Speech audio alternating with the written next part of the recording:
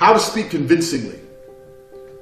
To speak convincingly, a lot of you probably already know these things. You have to talk loud, you have to talk clear.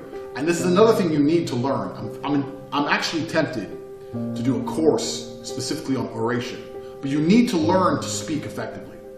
The way you interact with the world outside of your little digital keyboard and your Twitter bullshit is with your voice. I know you're paying attention to my hands now. Is with your voice. If your voice is meek, or if your words aren't clear, or if you don't say what you mean effectively, then you're not going to be taken seriously. People take me seriously because when I speak with a conviction. They sit there and go, this motherfucker knows. The way he's talking, he knows what he's talking about. And I do. I sit here and go, oh, okay, well, fuck that. And is something that you need to forget instantly. I don't care if you have to train yourself. I don't care if you have to look in the mirror. Get rid of get rid of get rid of gaps. It just completely destroys your entire image. That shit needs to go. And it's something that can be learned. And when I sit there and listen to people, oh, well, yeah. Well, yesterday we went out and then, it's like, what the fuck do you mean, I went out and then, well, you don't remember what you did yesterday? How slow is your fucking brain? You look like a moron. 99% of people look like idiots because they don't pay attention to how they speak. So with oration, it's extremely important. You get rid of you get rid of ahs, you get rid of this bullshit. It's one of the first things you have to do to speak convincingly. Second thing is with the hands, the body language. The third thing is you have to be, if you're standing or you're sitting regardless, you have to have a presence as a person. Nobody believes a nobody. So if you're sitting in a room, you need to be overtly taking up space as a man, especially. They call it mansplaining. That's what all the feminists call it. He's mansplaining. He's taking up space. I'm a man. I'm a fucking man. I got space. It's my space. It's mine. And I have something to say and you're to listen. If you want to be believed, it's a combination of things. But a lot of people just want to sit in their little chair. Well, I was thinking that for the progress report, maybe it's garbage. Also, there's nothing wrong with talking too loud. Outside of shouting, fucking talk loud. Conquer the room. You're going to piss some people off, but guess who you're going to piss off? You're going to piss off the betas. You're never going to piss off the boss. Like I said, when I used to have a job. The boss loved me. I'd sit in a meeting and just be like, look, here's how I sell. I was half yelling. I don't know about what the other guys are doing, but what I do is I tell them they better buy it today. The boss will sit there and go, this fucking guy. But I had the best sales record. If I sat there and go, well, I don't know how you do it, but what I sometimes do is, it's just bullshit. Fucking scream at people. Sit there and go, no, this, that, bang, direct. Don't be afraid of the attention you're going to get. If you have alpha body language, if you have serious body language you project, you're going to attract a whole bunch of attention. If you're shy, you're not going to want the attention. It's going to impact your psyche. It's going to impact how you portray yourself. Forget the attention. Don't worry about it. It's coming. There's no other way to project yourself. Project yourself in a way where you attract attention. Be loud. Fuck all wrong with it. Be loud. It's exactly the same with lying. Learning how to be convincing and how to be believable is the same when you lie. Now, people say when you lie, people look away from the eyes. In my experience, what happens when people lie is they actually know this, that everyone's been told they look away, and they look at you more, trying to prove they're not lying. The easiest way to lie is to not change your body language in any way from when you're telling the truth. A polygraph test, how does a polygraph test work? You can't just plug yourself in and say lie or true. It only knows by comparing you to a baseline. First they ask you your name. They ask you questions you tell the truth to, and then they compare it when you lie, and they see the difference. Well, body language is no fucking different. If you know you're going to have to lie to somebody, you need to sit there before the conversation even starts and talk about something which is easy for you to talk about, and be smart enough to be speaking with one side of your brain, and with the other side of your brain, measuring where are my eyes, where are my hands, how am I standing, how am I sitting. And then when it starts coming to lie, you don't alter shit. If you're already looking them in the eyes, continue to look them in the eyes. If you're not looking at them, don't. If your hands are a certain way, keep them there. You only get detected on lies when you alter your body language. It doesn't matter what body language you have. You can be like I am now, alpha, projecting, trying to make a point, ultra convincing, or you can sit there like a meek little, it doesn't matter. If that is the default and you retain the default when you're telling the lie, then you have nothing to lose. So when you tell a lie, it's not about, well, how do I act when I tell a lie? It's not changing how you acted before. This is the most important thing. But most of you guys are so unaware of your body language, you're so unaware of where your hands go, unaware of where you're looking. Think of your last conversation with someone. Where were you looking? Think about it. At them, I guess. I don't know. You're going through life ignorant. You don't fucking know. If you learn your own shit, and you adapt your own shit to have a style which is favorable to you and favorable to your outcomes, then it's going to be very, very easy for you to lie because you can replicate your own style. So that's how you fucking lie. I will pass any lie detector test there is. In fact, I'm writing that down for a Tate speech. We're getting a lie detector company in here. I'm going to fucking do it. I'm going to pass it.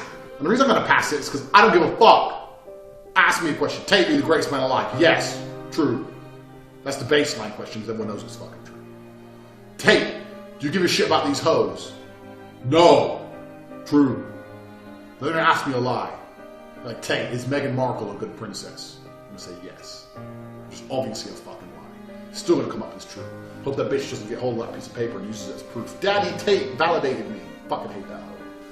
When we're talking about the correct way to be, we're not talking about things like hands, seat positioning, etc.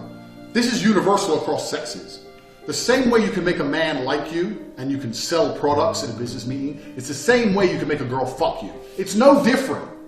All of it is based around primary evolutionary human instincts, around confidence, competence, trustworthiness. These are things that, this is the dawn of time. They look at a dude and go, this is a competent guy. If a man looks at you and thinks this is a competent guy, they want to be your friend. In a business relationship, if they look at you and think this is a competent guy, they want to give you money. And if a girl looks at you and thinks this is a competent guy, she wants to suck your dick. It's the same. There's no difference in your body language for a woman or for a man or for business or for anything else. It's projecting competence and confidence and combatability in all of the situations. You need to learn to walk into a room like I am the baddest motherfucker in the room. I'm the baddest motherfucker on earth. You gotta walk in like that. Just walk in like a fucking G. Doesn't matter what you're doing. Doesn't matter if you're about to fuck a bitch or fucking sell a fucking window. Who gives a shit? You walk in like I'm the shit. Yeah, sit down. Yeah, coffee please. Thanks. The fucking man's here. The fuck? The man's here. You sucking dick? Well, obviously. You gotta be like that.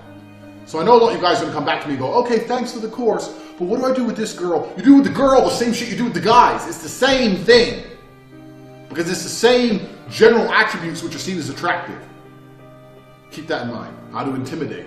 Well, I don't really like the idea of intimidating unless I mean what I say. The easiest way to intimidate someone is to mean what you say. But just like lying, in most of my personal experiences, you intimidate by changing your body language. Humans are amazing at detecting change. If something stays still, it's not nearly as attractive to the human eye as if something moves. If something's out your corner of your eye and it's still, it's fine. When it moves, you're like, what the fuck? Humans detect changes in velocities, changes in speeds. So how the human eye works is detecting changes. And it's very similar with body language. So let's say I'm out, and let's say 3 guys are going to attack me. And I don't want to fight with guys, because I might lose. So I want to intimidate them. So let's say at first I'm like, hey, get the fuck off, and we go outside, and they go, yo, you gonna fucking do it, and I go, I've been overtly, I've been aggressive, I've been the big man, I'm like, look, get the fuck away from me, and they come outside and they want to fight me anyway. I'll change my body language completely. I'll say, okay, we're gonna fight.